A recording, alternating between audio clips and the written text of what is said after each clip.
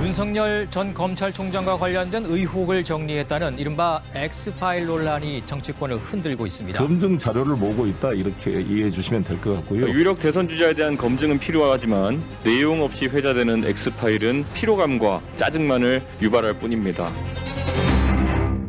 예, 지금 문건 하나가 대선 전국을 소용돌이로 집어넣고 있습니다. 바로 윤석열 엑스파일. 윤석열 전 검찰총장에 대한 의혹이 정리된 문건이다 이렇게 얘기를 하고 있는데 현재 내용은 알려지지 않았고요. 본 사람의 주장만 남아있는 상태입니다. 그 엑스파일을 봤다고 본인 입으로 주장하고 있는 분은 현재로서는 이분이 유일합니다. 정치평론가인 장성철 소장이죠.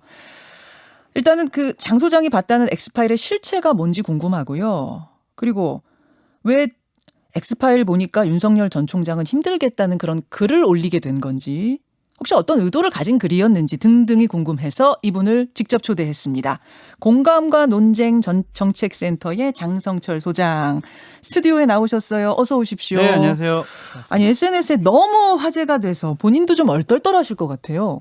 얼떨떨한 것도 있는데 전화가 너무 많이 와가지고요. 하하. 그 똑같은 말을 한 100번 정도 해야 되니까 예. 되게 힘들었고 제 김현정 뉴스쇼 되게 제가 자주 보고 아, 그렇습니다. 나오면은 꼭 제가 취하고 싶은 포즈가 있어가지고 한번 해보면 안 돼요? 아니, 갑자기 이제 다큐가 예능이 되는 거. 아니 뭐 하십시오. 예, 예. 아, 이게 우리 화면에 보면 이렇게 하신 게 있는데 하트 모양. 예, 그게 너무 제가 따라해보고 싶더라고요. 아니, 만나 뵙게 돼서 영광입니다. 아이 고맙습니다. 예. 아니 뭐 우리가 인사부터 심각하게 할 건 없으니까. 네. 아 좋습니다. 장성철 소장님.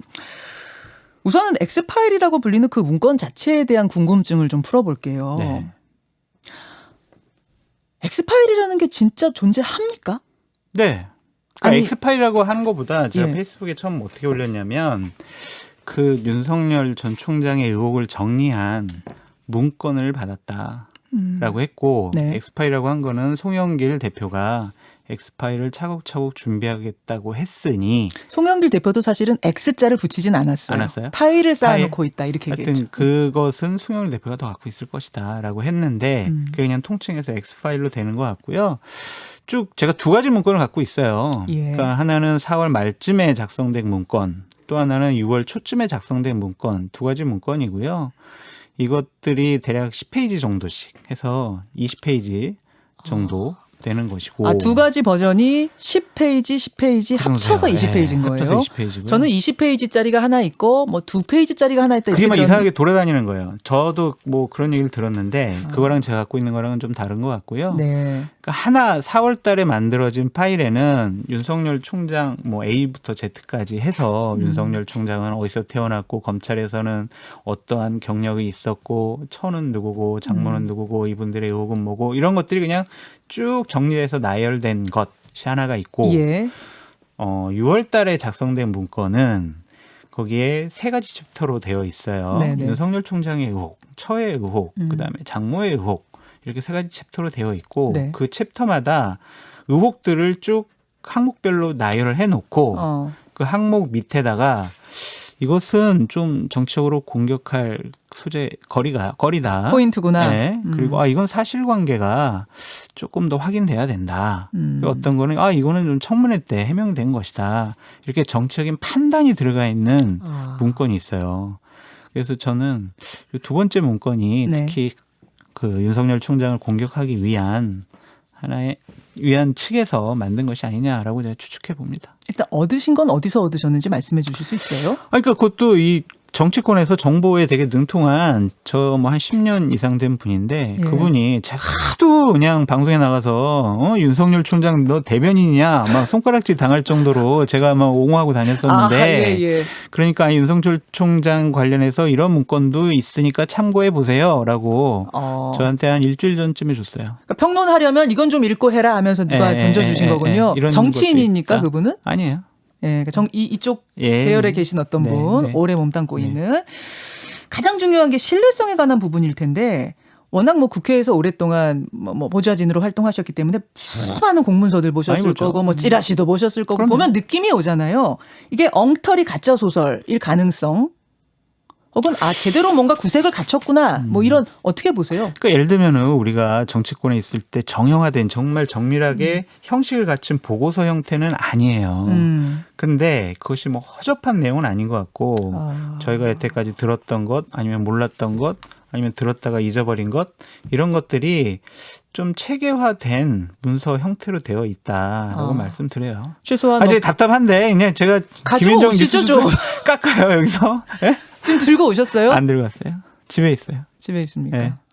보내주셔도 됩니다. 끝나고 나서. 아니 근데 그게 하면은 윤석열 총장 측에서 예. 기자들한테 계속 연락하는 게 그 문서 공개하면은 여러 가지 고소고발하겠다라는 식으로 계속 흘리고 있더라고요. 그래서 저는 분명히 달라고 그러면 내가 주겠다. 그래서 그러셨어요? 당신들 대비해라 라고 하는데 연락이 없어서 지금도 저는 되게 의아하게 생각을 하고 있어요. 그렇군요. 자, 언제 누가 왜 작성한 걸까 이 문건을 이제 이 부분인데요. 이 부분 최소한 뭐 블로그에 돌아다니는 글 정리한 거라든지 유튜버들 지금도 키면은 유튜버가 많아요. 이런저런 내용 막 하는 거 많아요. 근데 그런 글은 아니라는 거잖아요. 문건 형식 갖췄다는 거잖아요. 정밀한 내용들이 들어가 있다는 거잖아요. 그렇다면 누가 왜 언제 이것을 작성했는가 이제 언제 부분은 밝혀졌고 누가 왜 작성한 걸까 이걸 유추할 수 있는 뭐가 있습니까? 상식적으로 합리적으로 판단해 봤을 때 윤석열 총장이 대선 후보로서 활동을 시작을 하면 공격을 해야 되겠다라고 마음먹은 쪽에서 만들었겠죠. 그렇다면 야당 쪽에서는 윤석열은 우리 야당권 야당의 후보야라고 생각을 하고 있는데 야권에서 만들었을까?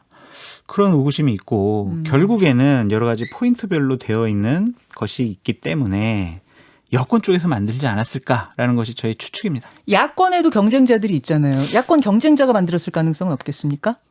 그건 제가 잘 모르겠는데 예.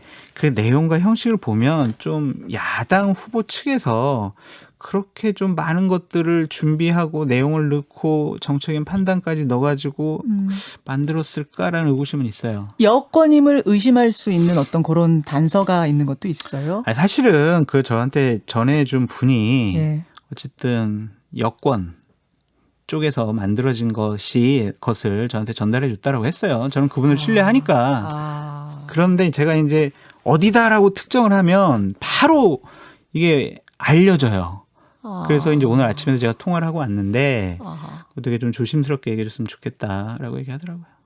누군지까지가 특정이 될 정도군요. 그 만든 사람이 특정이 될 정도군요.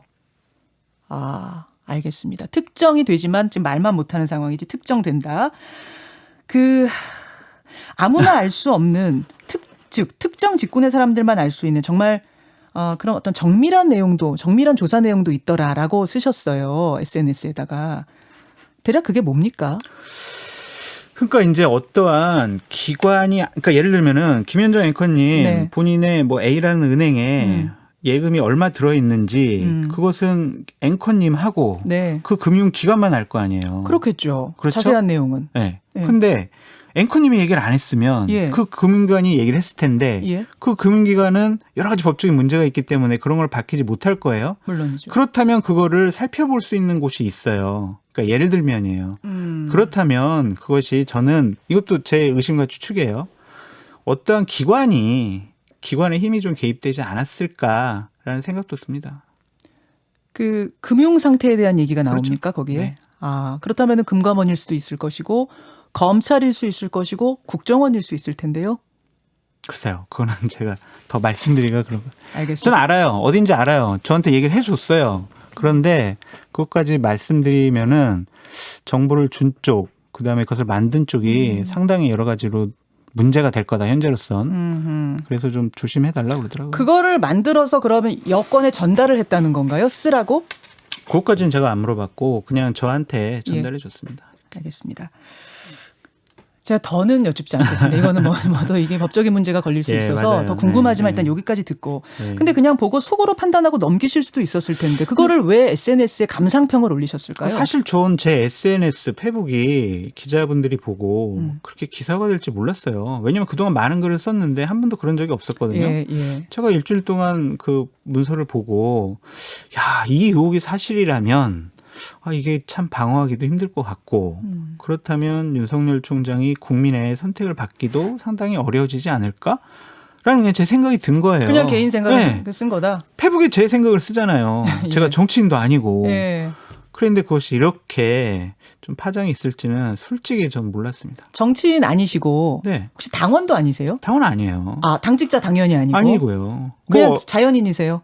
평론가죠. 평론가신 거예요? 뭐 4월 7일 재보궐선거 전에 국힘 음. 쪽에서 뭐 비전 전략 그 위원을 해달라고 해서 제가 뭐 한 달간 정도 한 적이 외부 있습니다. 인사로서. 네. 근데 일각에서는 장성철 소장께서 김무성 전 대표 보좌관을 했던 경력이 그렇죠. 한 있으니까 10년 했죠. 그러셨죠. 네. 그 엑스파일 소동 이른바 해프닝 지금의 이 배후에 김무성 전 대표가 있는 거 아니냐 이런 주장하는 분들도 계시더라고요. 그 주장뿐만이 아니라 한 10가지 소설이 돌아다녀요. 그러니까 제가 2018년도 3월 달에 이제 그 국회를 그만뒀는데 그때 이후로 제가 뭐 대표님하고 통화하거나 어떤 찾아뵙거나 제가 마포 포럼도 한 번도 안 가봤어요. 그래서 그렇게 연관시킨 것은 상당히 소설을 잘 쓰는 정치 분석가들의 참 허황된 얘기다라고 말씀드리고 싶어요. 아, 그렇습니까? 네. 그래서 이제 그걸 바탕으로 해서 뭐 야권 내에서도 위협을 느낀 중진들이 또 만든 거 아니냐 뭐 이런 이야기. 뭐 다른 얘기도 많아요. 무슨 뭐 황교안 측이랑 뭐 해서 뭐 예. 했냐 뭐 그 얘기도 별얘기가 있어요. 많더라고요. 예. 그것도 아닙니까? 아무것도 아니에요. 황교안 전 대표가 또 만든 문건이다. 왜냐하면 그분이 검찰 출신이니까 막 이런 얘기도 있는데 다 아니에요. 다 아니에요. 다 아니에요. 네, 아니에요.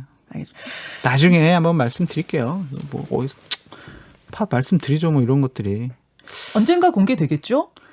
공개되기는 쉽지 않을 거는 같은데 하여튼 참. 그 파장이 큰 만큼 국민의힘 지도부에서도 강한 반발이 나왔습니다. 김재원 최고위원은 장 소장은 윤석열 엑스파일을 어떤 경로로 입수했는지 분명하게 밝혀야 한다. 그리고 뭐 아군이 맞는가? 아군 쪽에서 뭐 수류탄이 터졌다. 이런 이야기들이. 아니 제가 국민의힘 당원도 아니고 당직자도 아니라니까요. 저는 정권 교체를 바라는 사람이고 국민의힘 쪽의 계열의 후보가 대통령에 당선되길 바라요. 네. 그런 사람이지 제가 현재 뭐 활동하고 있는 건 아니잖아요. 국민의힘 쪽에서. 그래서 아군이라는 표현은 좀 부적절한 것 같고 아군을 그러면 간첩이니 공작을 한다느니 세작이니 이렇게 네. 표현합니까? 이런 것도 말이 안 되고 사실 김재원하고는 일요일 날 통화를 했어요. 예. 그래가지고 그 파일을 자기 달래요. 예. 그래서 당신 뭐 지도 보니까 내가 주겠다. 예. 그랬더니 아이 뭐 그거 내가 갖고 있으면 또 여러 가지 오해도 받고 되게 이상한 일이 벌어질 것 같으니까 아이 주지 마세요. 저한테 또 그러더라고요. 아, 그랬습니까? 그래놓고 이제 월요일 회의 가서는 뭐 공개해라 뭐 이런 얘기를 하는 거 보니까 참 좀 황당한 부분이 있다라고 말씀드립니다. 이준석 대표도 연락을 했는데 예, 그러니까 토요일 날 예. 10시경이었던 것 같아요. 제가 네. 전화를 했는데 전화를 안 받고 콜백도 없더라고요. 그러니까 사실은 좀 이런 거 입수했으니까 당에 줘서 그냥 좀 한번 대비해라. 왜냐하면 어쨌든 저는 야권 지지자니까 그렇게 했는데 전화 안 받아서 그냥 제가 페이스북에 올린 거죠. 그렇게 됐군요. 자, 그러면 장성철 소장 다시 평론가적인 시점으로 좀 돌아오죠. 다 읽고 나서 그 20페이지 분량의 문건 다 읽고 나서 왜 윤석열 전 총장 힘들겠구나라는 생각을 왜 하게 되신 거예요? 두 가지 이유예요. 하나는 의혹이 한두 건이 아니에요. 그것이 사실인지 아닌지는 저희가 확인할 수는 없습니다. 그러나 정치권에서는요. 법률적인 문제보다 정치적, 도덕적, 윤리적인 문제가 훨씬 더 그 후보의 자질을 검증하는데 문제가 될 수가 있다고 보여져요.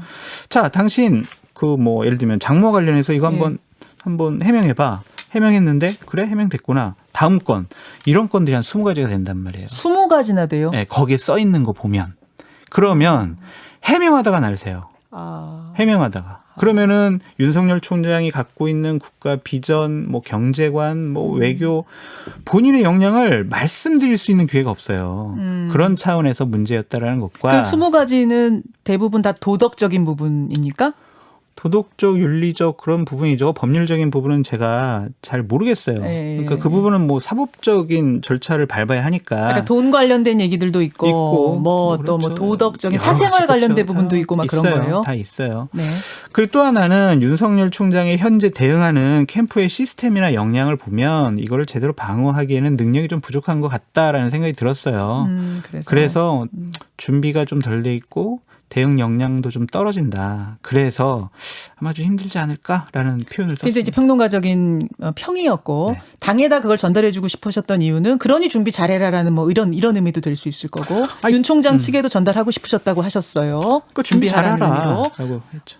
자, 윤석열 캠프에서는 지금 무슨 일이 벌어지고 있습니까? 이동훈 대변인은 왜 그만둔 거고 그것도 평론가적인 시점에서 좀 분석해 보셨을 텐데. 평론가적 입장에서 말씀드리면 메시지에 혼란이 있었던 것 같습니다. 기본적으로 이동훈 대변인 같은 경우엔 아니 뭘 고민하느냐. 7월 달에 그냥 국민의힘 입당하자. 그래서 국민의힘 후보로 그리고 국민의힘이 네거티브와 관련해서는 방어해 줄 것이다. 왜 우리 캠프가 그거를 감당하려고 하느냐라는 차원이었던 것 같고 예. 윤석열 총장을 둘러싸고 있는 원래 측근들 그 사람들은 아니 우리가 지지율도 이렇게 높게 나오고 우리가 지금 처음부터 특정한 진영의 후보로 규정되는 게 맞냐? 우리는 그냥 자유롭게 진보 진영 이런 분들도 만나서 지혜 구하고 자유롭게 여러 가지 얘기를 듣는 게 맞다. 지지율이 유지되는 한 그렇게 판단하고 있는 것 같아요. 그 안에서 그럼 그 의견 충돌이 있었던 것 같고요. 의견 충돌. 또한 메시지와 좀 혼선이 있었던 것 같고 그런 부분에 대해서 좀 뭐 이동훈 대변인이라고 옛날부터 잘 아니까 조금 좀 참지 못했던 것 같다. 이동훈 대변인이. 네, 그랬던. 윤 전 총장이 뭐 속된 말로 쫓아낸 거 아니냐? 그거 아니에요? 아니, 저는 뭐 그렇게 판단하지는 않습니다. 왜냐하면 네. 열흘밖에 안 됐잖아요. 네. 그랬는데 경질했다, 그만두게 했다 이러면 리더십에 큰 타격을 받을 수밖에 없어요. 타격을 더 받을 사람은 윤 전 총장 그렇죠. 측이다. 네. 이동훈 대변인이 그럼 그만둔 거라고 일단 네. 보시는 거고 이유는 의견 충돌이라고 보시는 거고 자 그렇다면 이동훈 전 대변인은 떠났습니다. 네. 6월 27일에 대권 선언하고 할 거라고 일단 보세요. 그것도 불확실해요. 왜냐하면 그 얘기를 이동훈 대변인이 했거든요. 예. 이동훈 대변인이 그만두고 나서 6월 27일이라는 얘기를 그 캠프에서 아무도 하지 않아요. 지금 이틀째. 그렇다면 이것도 좀 더 지켜봐야 되는 것이 아니냐라는 생각이 들고 전 변수는 7월 2일이라고 봐요. 7월 2일이 예. 재판 있는 날이군요. 그렇죠. 장모 그때 재판. 만약 장모께서 유죄를 받아버리면 윤석열 총장이 처음 정치 시작하겠다라는 것부터 스텝이 꼬이게 되거든요. 제가 참모라면 그걸 좀 보고 예. 출마 선언을 하시는 게 어떨까라고 전 건의할 것 같아요. 그렇습니까? 6월 27일 대권 선언 대권 참여 선언도 불확실하다고 보시고 네. 그럼 국힘 버스 여름에 떠난다는 그 국민의힘 버스는 뭐 이것도 불확실이에요? 여름에 못 떠나요. 왜 왜냐하면 못 떠나요? 국민의힘의 대선 후보 선출일이 11월 9일이에요. 예. 그러면 대선 후보 경선은요. 예. 대략 한 달 반쯤 전에 시작이 돼요. 그럼 시작을 해봤자 9월 한 15일 경 이후부터 대선 후보 경선이 막 이제 되는 거예요. 여름은 아니에요.